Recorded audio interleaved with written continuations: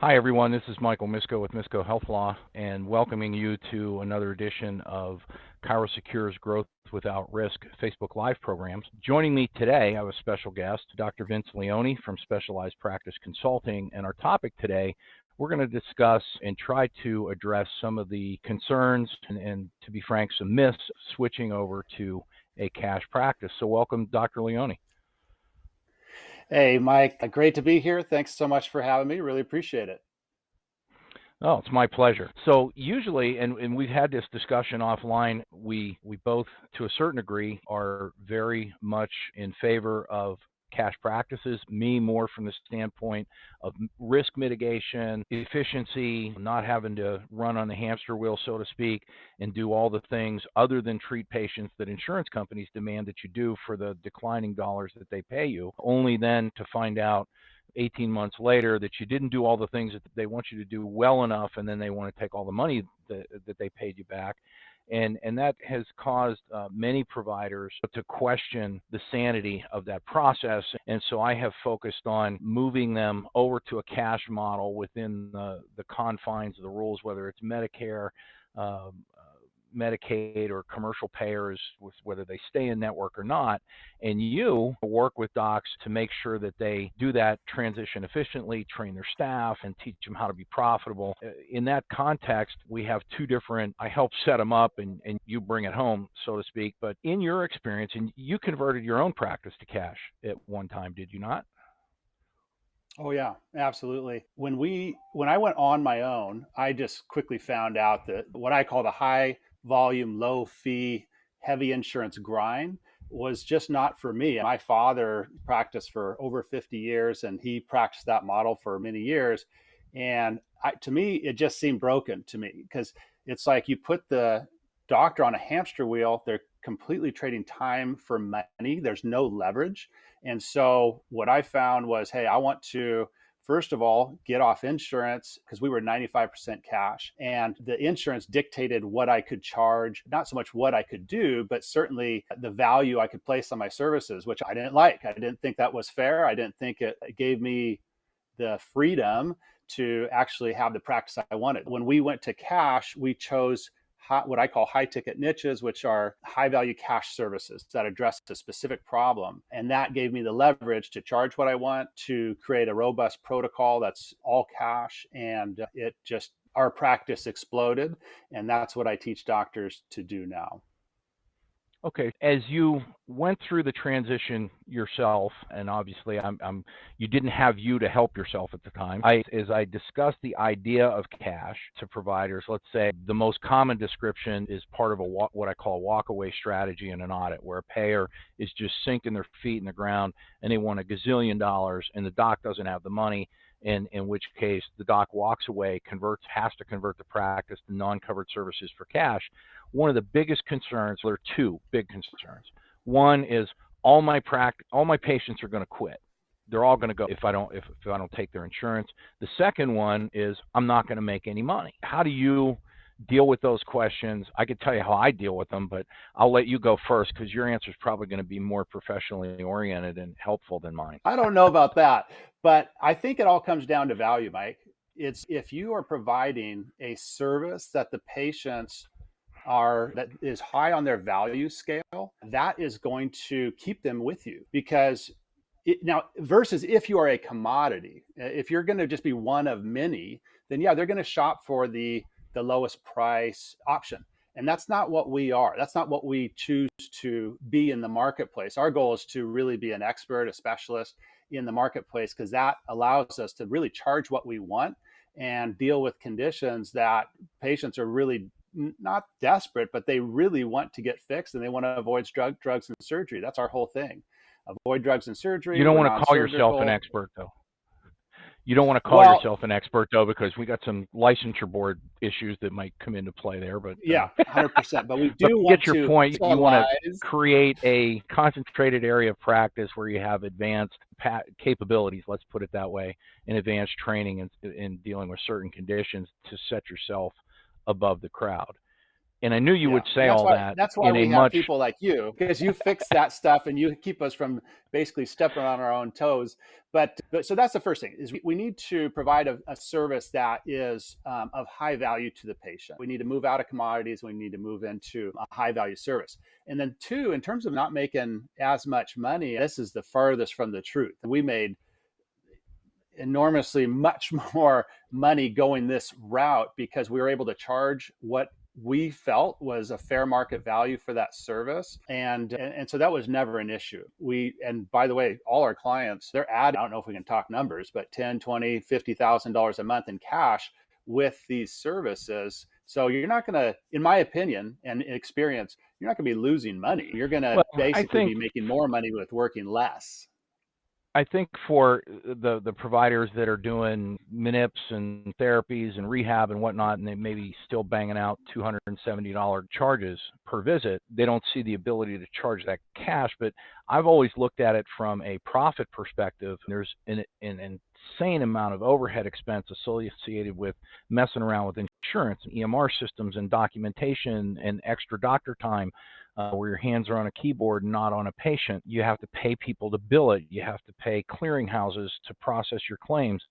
Then you have to pay people to chase after the stuff that didn't get paid and figure out why and send notes and run through all those traps, which to me, when you do, let's say, even a $50 cash service, and the patient comes in, they pay their $50, you do your thing, and they leave. You've got a documentation to keep your malpractice carrier happy, as well as your state licensure board, and that's pretty much it. And you got to pay the gal to put the $50 in the drawer and take it to the bank. So, the amount of overhead associated with a cash practice is significantly less. So that even if your gross number, what I've heard from my clients is that their gross numbers aren't the same as what they were when they were doing insurance, but their net is way higher. Is that your experience, or are you seeing both an increase in gross and net? It depends on the model that you go after, right? So there's the old saying, it's not how much you make, it's how much you keep. So in a traditional chiropractic model that's going cash, by and large, yeah, you're going to see a little less gross, but the simplicity of the model is going to, not only in equipment and staff, et cetera, yeah, you're going to have a lower overhead giving you a higher net. But if you decide to essentially do your traditional chiropractic where you're just doing manipulations, but you are also adding in a niche, which is what we do and teach, then that's when you have the leverage, right? Because our average case fee is $3,000 to $5,000. If you just had 5 of these patients a month, in addition to your chiro practice, it's incredibly profitable because you're using the same model that you're talking about in terms of not billing insurance, not having the staff, not having all, that necessary, you're going to need EMR and all that type of stuff, but it's mainly staff and some stuff around the office. But the point being when we add these niches, in addition to a traditional chiropractic office, you can boost your revenue while actually not working as much because you are going to do the evaluation, you're going to do the enrollment, and you're going to do your exams. But in terms of the treatment, by and large, that's going to be done by staff, systems, and technology. Where that is permissible, of course, and there's people listening across the country, so the rules vary relative to the use of unlicensed assistants. Some states, they're required to be certified and whatnot. Now, you mentioned niches, and wondering if you would be willing to share which niches get the most riches. Yeah, that's good. Interesting. We're actually having a seminar on this coming up in September in Nashville, and it's called the Riches and Niches Advanced Seminar. But we've found that, of course, herniated disc with spinal decompression. And this is here's what's interesting to me. Doctors say, isn't decompression played out, or isn't it essentially saturated? And the answer to that is absolutely not. Because if you look at how many surgeries there are on a yearly basis and how many don't really need to go to surgery, all of those are potential patients. But even if you just took your average new patient flow, say you had 20 new patients a month, we've found that 10 to 20% of those are actually disc patients and could be better served with decompression. So that's the first niche, and that's always what I recommend, the first niche that doctors add. But spinal decompression is the first one. Peripheral neuropathy is an excellent niche, but it's a complicated niche. You really need to be super sharp clinically from a neurological standpoint. Chronic knee pain, fantastic niche, right? Because these are your patients that are very similar to your chiropractic patients, right? They want to stay active. It's interfering with their life. They can't, a lot of times, well, not a lot of times, but sometimes they can't work, but a lot of times they can't do the things that they love, golf, exercise, those types of things. So chronic knee pain, save those patients from surgery and the 3 to 6 months of rehab after. And then plantar fasciitis is another really good niche that we have an excellent protocol to treat. And those are the 4 niches that we focus on. And we do that because there's so many of these patients, like so many patients have chronic back pain, tons of patients with knee pain. Neuropathy is primarily induced by by diabetes, which is the number 3 chronic condition in the US. And then plantar fasciitis. A lot of times if you're doing neuropathy, you'll see some of each. But those are the niches that we have found that produce the most patients, the most revenue, and the most satisfaction for the doctor. Now, I find it interesting that all of your niches are condition focused, which I think is awesome, rather than focusing on the treatment. So I would assume that in your marketing, as you try to build out these niches, you're marketing the condition or the problem rather than the treatment. Is that a safe assumption? It is. It's a very astute observation. And when I was practicing, we had our clinic, we have 2 other sister clinics, and we did cooperative marketing. And it's still going on, soundpainsolutions.com here in the Northwest. And we focused on those conditions. And it just went because we dumped a lot of money into advertising, a lot. And we did radio, TV, digital, and print. And if you try to market anything other than the condition, your marketing dollars do not go as far, because you have to think from the patient's perspective. Everyone's like, what's in it for me? The person that everyone cares about the most is themselves. So you need your message needs to talk to them and what they are experiencing. Are you suffering from chronic back pain? Are you suffering from chronic knee pain? Do you have pain, numbness, and tingling in your hands or feet? When you use a headline like that or a message like that that's focused on the condition, that's what perks people's ears up and gets them to read further. And then hopefully, plus it's click the button. And plus it's something that the patient can understand. They know whether their knees hurt or they have plantar fasciitis. Maybe they don't know it in that term, or if they've been told they have peripheral neuropathy or something like that. Those are things that patients understand. I have to imagine if you throw something out, I'm no marketing stud by any stretch of the imagination. But when you market like a treatment, let's say there's these new class 4 laser or the new, what's the new sound thing that they shockwave. They have no clue what that is. I've always favored the condition-based marketing, because even if you're doing experimental investigational type treatments, which is why you're cash, you're not marketing the treatment for a condition, you're just marketing the condition. And then you're not going to get in Dutch with your licensure board for deceptive advertising. If I were saying, hey, we have this new treatment, shockwave for whatever, and it's not cleared for that, you can't say that. It gets you in trouble. 100%. We're closing in on our time. I've in past presentations, have addressed the issue of bringing Medicare patients in for cash, and it's a very simple construct. Some of the myths that I wanted to debunk are that with the appropriate documentation, and depending on what you're doing, if it's a service that's not covered by Medicare, you absolutely have no obligation to bill it. As a chiropractor, if you do manual manipulation of the spine or manipulation with a manually controlled instrument, it's potentially covered. And even in those circumstances, if the purpose of the treatment is not something that's covered, meaning you don't have all the documentation that they want you to have, and most people don't, then they're going to deem that not medically necessary. And if you do an ABN option 2, you don't have to bill it. So before we leave, I wanted to debunk the myth, wanted to make sure that this is consistent with your experience and the practices that you've worked with, and even in your own practice. If you're in the same zip code as a Medicare patient, you don't have to submit a claim. That's just not the law. And people that tell you that and that shy away from accepting Medicare patients into their practice because they want to be cash, you don't need to do that. The Medicare population is a fertile market for a cash practice, and you don't need to be shy away from it, but you do need to learn how to do it. And I couldn't agree with you more. And I'm so glad you brought that up, because I loved Medicare patients when I was in practice. And it's so weird when doctors are like, oh, I hate Medicare patients. Why? They show up on time. They have money.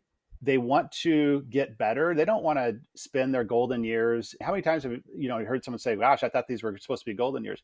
They don't want to spend that time in pain. They own their home. They have money in investments. They probably have more money than you do. And they bake you cookies at Christmas time. Exactly. And they bring you all types of treats and flowers and gift cards. It's ridiculous. So Medicare patients, and that's why I always tell docs, hey, my clients, hey, if you're concerned about this at all, go talk to Mike, because he'll set you straight and he'll tell you exactly what you need to do. But Medicare patients are wonderful patients, and it would be a shame to leave them out of your potential market. Yeah. As we finish up, I hope that for those that have thought about cash practice, and Vince, you can do a conclusion to tell your experience and what your clients are telling you, but I have yet to meet a client. I've been converting people to cash for probably the last 10 or 15 years, and it's really not in my business interest to do that, since I make my living off of defending doctors in post-payment cases. But I think it's the right call for the practice that you either want to deal with all that compliance stuff and dig into all those rules and spend all that time, or you don't. And because most docs, I recognize, went to doctor school to become doctors, not compliance geeks like me, and coders, it's just, as my dad used to say, it's just not my cup of tea. And so for those docs that have made that transition, I have never had one said that was the dumbest thing I ever did. To a person, they all say, I wish I would have done that 10 years. I should have been audited 10 years ago and made that transition, because I love practice again. I feel like I'm in control of my practice again. I'm financially fine. I'm in better shape than I ever was. My stress curve is like substantially reduced. And to say a little bit different what you said so eloquently about value. For the docs that are concerned about all their patients going away, my response is a little bit more, you have to really be terrible at what you do in terms of how you use your hands for that to be true. Because if you're good with your hands, my dad used to say when I was planning on becoming a chiropractor, he said, look, if you got good hands, you're going to be fine. If you don't have good hands, you're going to be using them to bust tables. So the point being is, if you're good at what you do, patients will pay for it. They always have, and they always will.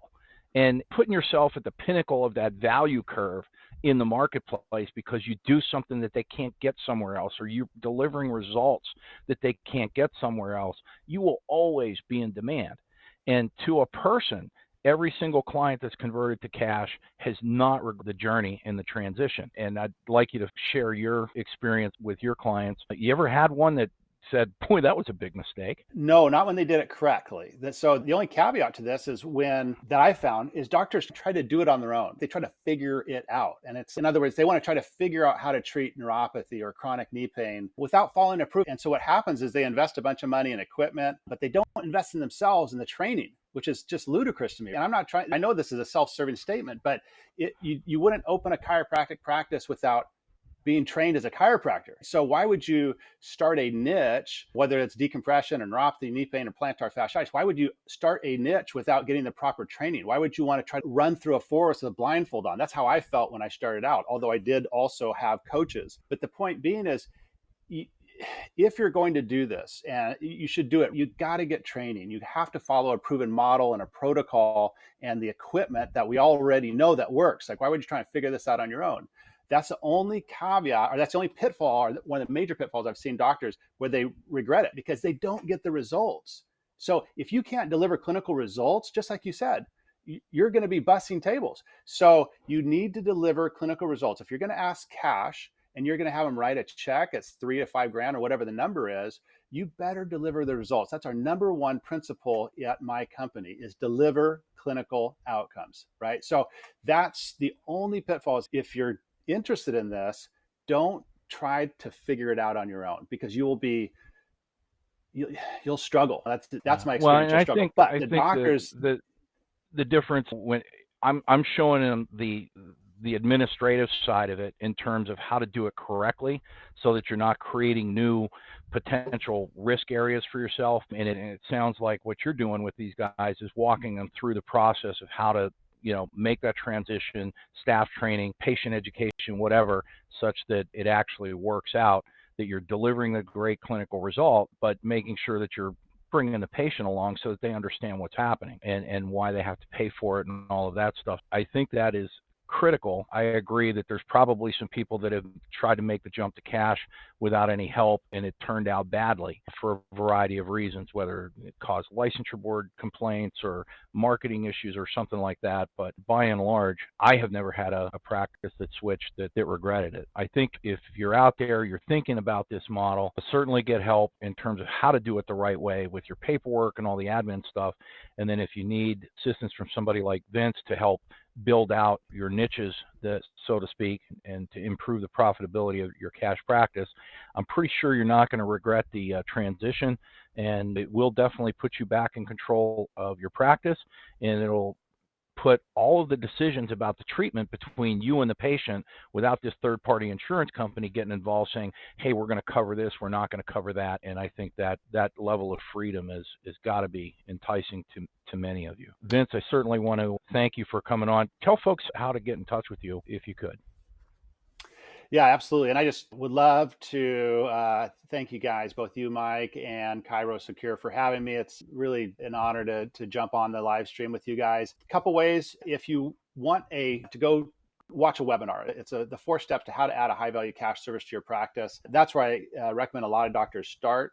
So it's going to teach you a ton, drvinceleone.com. Or if you said, hey, I'm ready to chat, I want to set up a consultation, you can always go to drvincecalendar.com. Either one, and whatever suits your needs the best. And once again, thanks so much for having me. Oh, my pleasure, and I really appreciate you taking the time to be on. I want to remind everybody, next week, Dr. Sam Collins is going to be with you, and I will see you guys next month. Thanks for being with me.